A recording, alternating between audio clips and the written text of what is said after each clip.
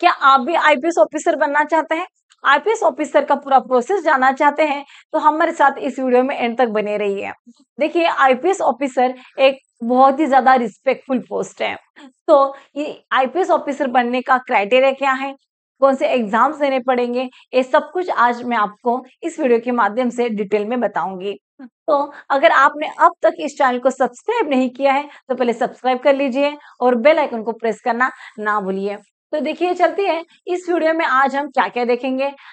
IPS क्या होता है, आईपीएस बनने के लिए योग्यता क्या होनी चाहिए, एज लिमिट क्या है, कितनी हाइट होनी चाहिए, उसका एग्जाम पैटर्न क्या रहेगा, कौन से एग्जाम्स हमें देने पड़ेंगे, सिलेक्शन प्रोसेस क्या है और सैलरी क्या होगा, ये सब कुछ आज इस वीडियो में हम लोग देखेंगे। तो देखिए, आईपीएस का मीनिंग है इंडियन पुलिस सर्विस, जिसे हम भारतीय पुलिस सेवा कहते हैं। आईपीएस ऑफिसर बनने के लिए क्वालिफिकेशन आपका एक ग्रेजुएशन होना बहुत जरूरी है।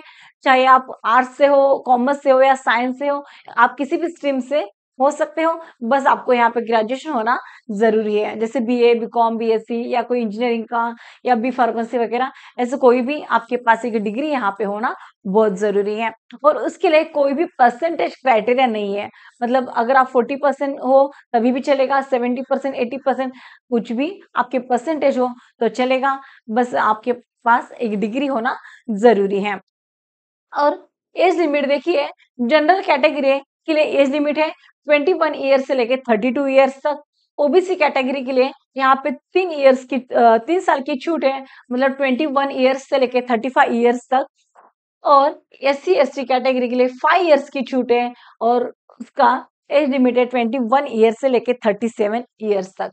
और सारे कैटेगरी के लिए मिनिमम एज लिमिट है 21 ईयर।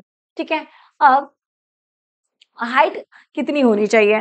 देखिए, आईपीएस ऑफिसर बनने के लिए जनरल कैटेगरी से अगर आप बिलोंग करते हैं तो मिनिमम 165 सेंटीमीटर मेल कैंडिडेट के लिए हाइट होना जरूरी है।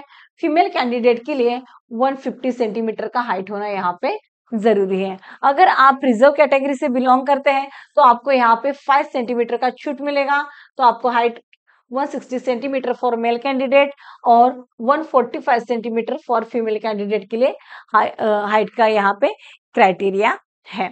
ठीक है, अब देखिए एग्जाम पैटर्न क्या होगा। आपको आईपीएस बनने के लिए यूपीएससी सिविल एग्जाम देना पड़ेगा। तो एग्जाम का पैटर्न क्या है, देखिए प्रीलिम्स जो है उसमें एमसीक्यू क्वेश्चंस रहेंगे और जो है उसमें 2 पेपर आपको रहेंगे जो 200 मार्क्स के रहेंगे। इसमें जनरल स्टडीज और सी सैट के 2 पेपर प्रीलिम्स में होते हैं। और मेंस एग्जाम जो है वो मेन एग्जाम होता है, जो डिस्क्रिप्टिव टाइप उसमें पेपर होते हैं। टोटल इसमें 9 पेपर्स होते हैं, 2 पेपर्स 300 मार्क्स के होते हैं और 7 पेपर जो होते हैं वो 250 मार्क्स के 7 पेपर होते हैं। और आपका मेंस क्लियर होता है तो आप जाते हैं इंटरव्यू के लिए। इंटरव्यू में आपको 275 मार्क्स का यहाँ पे एग्जाम होता है और टोटल जो आपका सिलेक्शन है वो मेंस का एग्जाम प्लस इंटरव्यू का रैंकिंग मार्क्स देख के आपका रैंक दिया जाता है और आपके रैंक के अकॉर्डिंगली आपको पोस्ट मिलता है। अब देखिए, अगर आप जनरल कैटेगरी से हैं तो आप मैक्सिमम 6 बार एग्जाम दे सकते हैं। अगर आप ओबीसी कैटेगरी से हैं तो आप 9 बार एग्जाम दे सकते हैं। अगर आप एससी और एसटी कैटेगरी से हैं तो आप जब तक आपका एज लिमिट है तब तक आप अनलिमिटेड एग्जाम दे सकते हैं। ठीक है, अगर आपका सिलेक्शन होता है तो आपको लबासना ट्रेनिंग के लिए भेजा जाता है, जो ट्रेनिंग आपका 6 मंथ का होता है।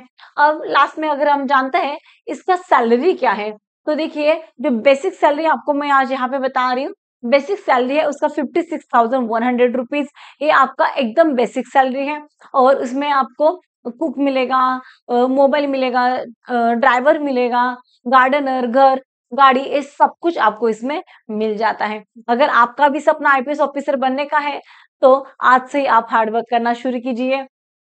क्योंकि एग्जाम पैटर्न के बारे में डिटेल में वीडियो जानना चाहते हैं तो कमेंट सेक्शन में आप मुझे यहाँ पे कमेंट कर सकते हैं, तो उसके लिए मैं जल्द से जल्द आपके लिए वीडियो लेके आऊंगी।